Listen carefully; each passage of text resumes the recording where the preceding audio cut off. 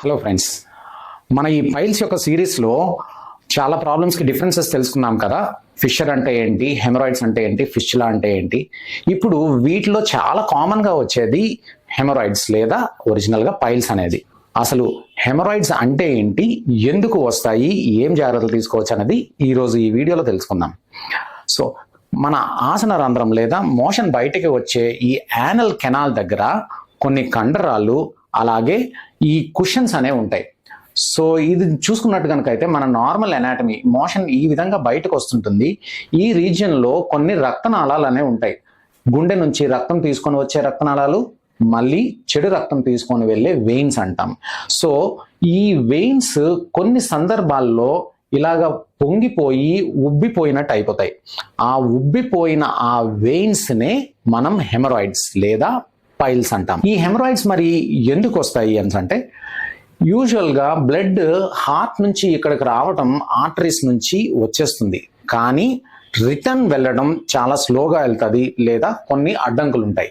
ఇక్కడ ఈ కండరాలను కనుక మనం అబ్జర్వ్ చేసినట్టయితే ఇది ఒక సర్కిల్, ఒక రింగ్ లాగా ఉంటుంది. ఆ రింగ్ లాంటి ఆ మజిల్ మీదన ప్రెషర్ ఎక్కువయ్యి ఆ ప్రెషర్ కంటిన్యూస్ గా ఉన్నదనుకోండి, ఈ వెయిన్స్ లేదా ఈ రక్తనాళాలు ఉబ్బిపోతూ ఉంటాయి. ఉదాహరణకి మనం ఈ చేతి మీద ఒక టైట్ బ్యాండ్ కాసేపు వదిలేస్తే ఎలాగైతే మన ఈ చేతి నరాలు లేదా ఈ వెయిన్స్ ఉబ్బిపోతుంటాయో, అలాగే ఇక్కడ కూడాను ఒక రింగ్ లాగా ఈ మజిల్ గట్టిగా పట్టేస్తే అక్కడ ఉన్న వెయిన్స్ ఉబ్బిపోతాయి. వాటినే మనం హెమరాయిడ్స్ అంటాం. మరి ఏ సందర్భాల్లోన ఈ మజిల్ గట్టిగా పట్టేస్తుంది, ఇక్కడ ప్రెషర్ పెరుగుతుంది అంటే మలబద్ధకం, కాన్స్టిపేషన్.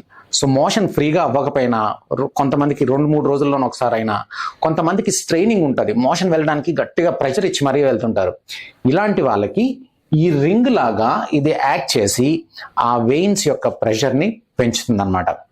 అండ్ మరొకటి, బాగా లావుగా ఉన్నారనుకోండి, ఒబీస్గా ఉన్న వాళ్ళలో, అండ్ ఇప్పటి రోజుల్లోన టాయిలెట్ టైం అంటాం, ఎక్కువసేపు వాష్రూమ్లో అలాగ కూర్చొని ఏ ఫోన్లు స్క్రోల్ చేసుకుంటున్నో ఇలాగ ఎక్కువ టైం స్పెండ్ చేస్తున్న వాళ్ళలో కూడాను యానల్ కెనాల్ ప్రెషర్ ఎక్కువ ఉండి ఈ హెమరాయిడ్స్ అనేవి చాలా తరచుగా చూస్తుంటాం.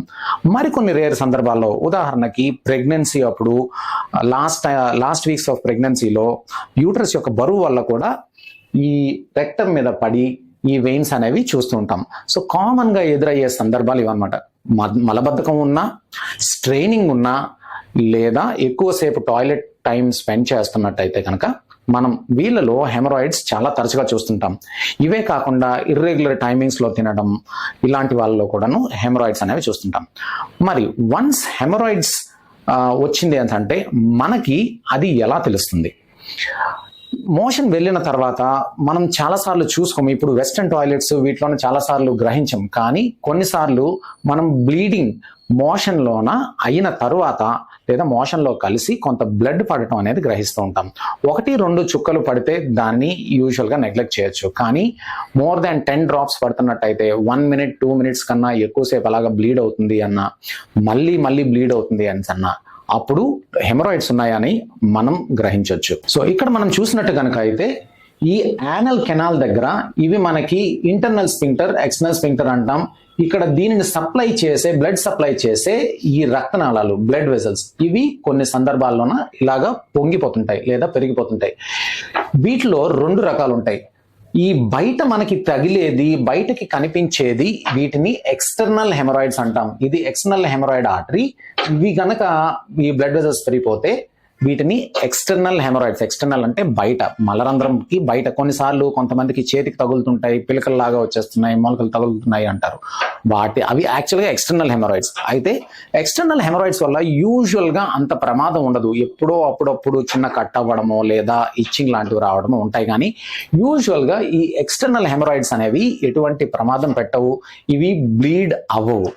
కానీ మనం లోపల కనుక చూసుకున్నట్టయితే ఈ ఇంటర్నల్ హెమరాయిడ్స్ ఇవి కొన్నిసార్లు చాలా పెద్దవిగా పెరిగిపోతుంటాయి. యూజువల్గా బ్లీడ్ అయ్యేవి ఈ లోపల ఉండే ఈ ఇంటర్నల్ హెమరాయిడ్స్. మరి మనకి ఎలా తెలుస్తుంది మనకి హెమరాయిడ్స్ ఉన్నాయా లేదా అని? ఎప్పుడైనా మోషన్ అయిన తర్వాత బ్లడ్ పడటం, చుక్కలాగా పడటం, లేదా టాయిలెట్ పేపర్ కి బ్లడ్ అంటుకోవడం లాంటివి యూజువల్ గా గమనిస్తూ ఉంటారు. కొన్నిసార్లు చాలా కంగారు పడుతుంటారు. 1 or 2 drops ఆఫ్ బ్లడ్ అయితే పర్వాలేదు, కానీ మోర్ దాన్ 1 minute అలాగా బ్లీడ్ అవుతుంది అని అంటే it is a dangerous sign and it needs attention అని మనం అర్థం చేసుకోవచ్చు. యూజువల్ గా ఓన్లీ హెమరాయిడ్స్ ఉంటే పెయిన్ ఉండదు. కేవలం ఈ ఇంటర్నల్ హెమరాయిడ్స్ లోన ఇందాక మనం చెప్పుకున్నట్టు ఇంటర్నల్ హెమరాయిడ్స్ లో పెయిన్ జనరలీ ఉండదండి. పెయిన్ ఉండి బ్లీడ్ అవుతుంది అని అంటే అప్పుడు మనం ఎయిదర్ ఫిషర్ ఉన్నట్టు కానీ లేదా మరొక ఏదైనా ప్రాబ్లం ఉందని మనం అర్థం చేసుకోవచ్చు. అంతేకాకుండా చాలా మంది కూర్చొని పని చేయడానికి ఇబ్బంది పడుతూ ఉంటారు, నడిచేటప్పుడు కూడా చాలా ఇబ్బంది పడుతూ ఉంటారు, అండ్ డైలీ యాక్టివిటీస్ వీళ్ళలో చాలా డిస్టర్బ్డ్ గా ఉంటాయి. These are the common features which are related to haemorrhoids. మరి దీనిని ఎలా తెలుసుకుంటాం? యూజువల్లీ సర్జన్ ని కన్సల్ట్ చేసిన తర్వాత సర్జన్ మన యానల్ కెనాల్ ని ఎగ్జామిన్ చేస్తారు. యానల్ కెనాల్ ని ఎగ్జామిన్ చేసేటప్పుడు ఫింగర్ యానల్ కెనాల్ లోపలికి పెట్టడం, అంతేకాకుండా లోపల ఇందాక మనం ఇంటర్నల్ హెమరాయిడ్స్ అని చెప్పుకున్నాం కదా, ఆ ఇంటర్నల్ హెమరాయిడ్స్ ఫింగర్ కి తగలవు. అలాంటిది లోపల ఒక చిన్న కెమెరా లాంటిది పెట్టి లేదా ఒక చిన్న ట్యూబ్ లాంటిది పెడతాం. దాన్నే ప్రాక్టోస్కోప్ అంటాం.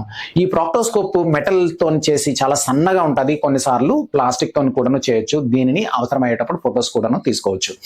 నౌ ఫర్ ఫ్యూచర్ రిఫరెన్స్, ఈ ప్రాక్టోస్కోపీ చేస్తే అసలు హెమరాయిడ్స్ ఉన్నాయో లేదో తెలుస్తుంది, ఎంత సైజులో ఉన్నాయో తెలుస్తుంది, వేరే ఏదైనా ప్రాబ్లమ్స్ ఉన్నాయా అనేది కూడాను మనం ఈ ప్రాక్టోస్కోపీతో గ్రహించవచ్చు. వితౌట్ ప్రాక్టోస్కోపీ కేవలం పేషెంట్ చెప్పిన దాంతోనే పేషెంట్ ప్రాబ్లం ఉన్నదని చెప్పడం అనేది సమంజసం కాదు.